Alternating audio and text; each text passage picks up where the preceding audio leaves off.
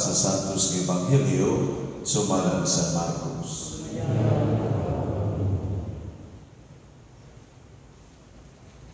Si Jesus, ingon siya mga tinunan, sa mga adlaw, human sa panahon sa kasakitan, mungit-ngit ang adlaw, ug dili na mudanag ang bulan. Mga hulog ikan sa langit ang mga bituon, ug motipas sa ilang andang agianan ang mga planeta sa kawanangan. Diha sa mga panganon makita ang anak sa tao nga moabot nga may gahom ug himaya. Ug sugoon niya ang iyang mga anghel ngadto sa tanang suog sa kalibutan aron tigumon ang piniling katawan sa Dios gikan sa tanang gabi. Kuhain ninyo pagtulunan ng kahoy kagiran. Inig paghumok na sa mga sangan ini ug magudlot na kini inyong masayran nga duol na ang tig-init. Sa samang pagkaagi, inikakita ninyo nga kining mga butangan nagsugod na ang paghitabo. Masayran ninyo nga duol na gayon ang pagbalik sa anak sa tao. Tibandi kining tanan may tabog sa dili pa pangamatay ang tanang tao karon buhi pa. Ang langit ug ang yuta matapos, apan ang akong isulti dili gayon mapakyas. Apan wala na sayon kano sa amo abot katong adlaw utak naa bisan ang mga anghel sa langit, bisan gani ang anak, ang amahan lamang maoy na sayon. Ang Ebanghelyo sa Ginoo.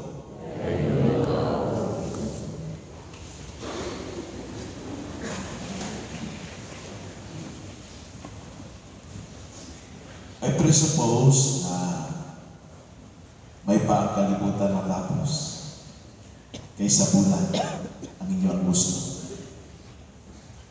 Kaya kung ang bulan na tapos pinagkagahan, bayunod. Diba? Katapusan sa bulan nila, hindi na kung sildo, pero nalola na siya, sila katapusan na sa bulan ng mga bayunod, pagtibingan. Pero matapos ang kalibutan, impas na ng bulan.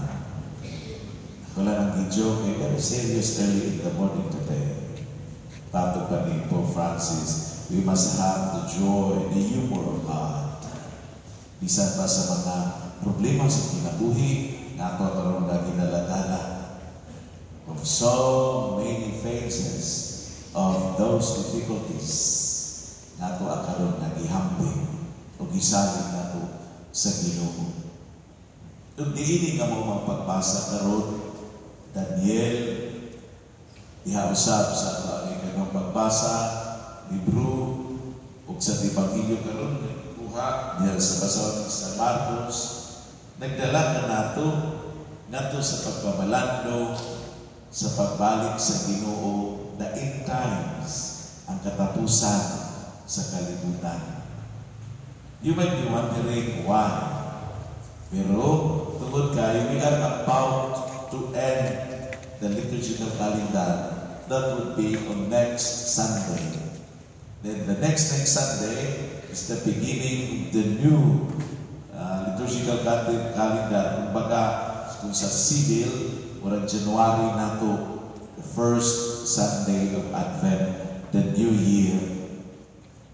Mga niini, so wala pa ang next Sunday, solemnity of itawag nato na siya nga Jesus, the King of the universe, ang pagkahari ni Kristo, Kristo Rey, nga mao ang atong nakukta ng kalipay, dili kahadlok na matapos ang kalibutan, kundi dili ang kalipay nga iya ang isaan matuman, ang iyang isaan na mubalik siya years ago, na sa diya pagkayang niya sa langit, bingon siya, mubalik siya aron pagkuha ka nato.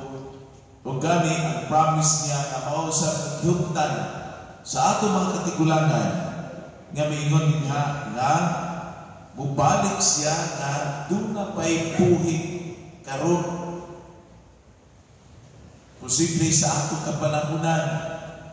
Ugani mo na yung paglaom sa itong mga katigulangan nga mingon nga nangamatay na lang sila pero naglaom sila nga sa ilang generasyon mubalik ang Ginoo. Di mo may ang iya ang giingon diha sa Ebanghelyo. Timan ining tanan mahitabo sa dili pa makamatay ang tanang tao nga karon buhi pa. Sumaw sa atong paglaom na posible usab na sa atong kapanahunan, kung dili man sa atong kapanahunan, sa next generation, ang punto nga duna pa'y buhi nga mubalik ang Ginoo.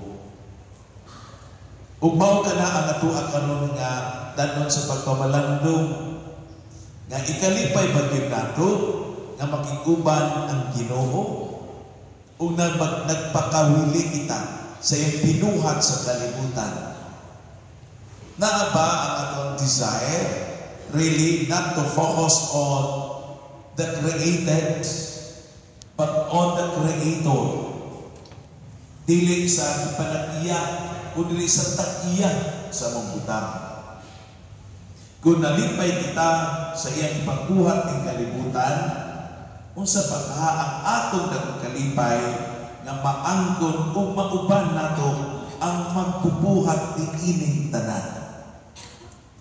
Pero ang pagpamalandong ka nato, andam ba ang tagsatagsa ka kaugalingon nga diin makikimama kita ni Kristo pag-usa? Na ba ang excitement really? Kung matapos ang kalibutan, so be it. It's because that day, I will be with someone nga nagbuhat ni ining tanan. Busa sa pagpamalandong, dalo nato karon. We are about to celebrate the solemnity of Christ the King. O kana, i-ritualize nato ang maong pagkahari ni Jesus. But there will be a real time that Jesus would be King. Ang iyang pag-anhi unya sa ikaduhang pagbalik. Mamalandong kita sa panahon na mabalik ang Ginoo, andam ba ako? Sa panahon sa dili pa mabalik ang Ginoo, apan kinahanglan kong upahuway ug iya kong banhawon sa katapusan adlaw sa pagbalik nga kamatayon, andam ba ako? Sa ako bang kinabuhi karon, kung karon kat naa mo balik ang Ginoo. Sa iya mga sinulat na mingon, kung naa na sa dinhi, ayaw nag-uli. Kung naa ka sa atok, nag-repair sa balay, ayaw nagkanaon. Kung naa ka sa imo ang field, nagdarong, ayaw na pag-uli. Hangad kay anaan na siya bibalik. Meaning, very ordinary na pagkitabo o balik siya. Dili na unya na inig pangurus, pilikilan kita mangurus.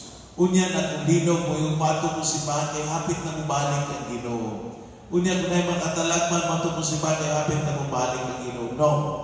The Lord will come in a very ordinary way. Why? Kinsa may mag-ayo sa atong, kinsa may mag-adto sa umang kung nasayang siya, kung balik na ang Ginoo. Ang ipasubot ni Jesus mauma, every day by day, we have to look into ourselves and try to examine, is my life today ready to face again Jesus? Mao nga sa pagpapamalandong usama ng mga sala na ito nabuhat, angay na nato, hininayan, ug-usap sa pagkamaayo. Ang ato mga pangandoy sobra sa kinabuhi, nga wala to i-apil pagplano ang katapusan sa kalibutan, angay po natong i-check na siya. Tungkol kay the readings today reminds us of the end times. Asa ito ang gusto matapos ang bulan ba o ang kalibutan na kita, it would be like a joke. But it is real that the Lord will come for the second time.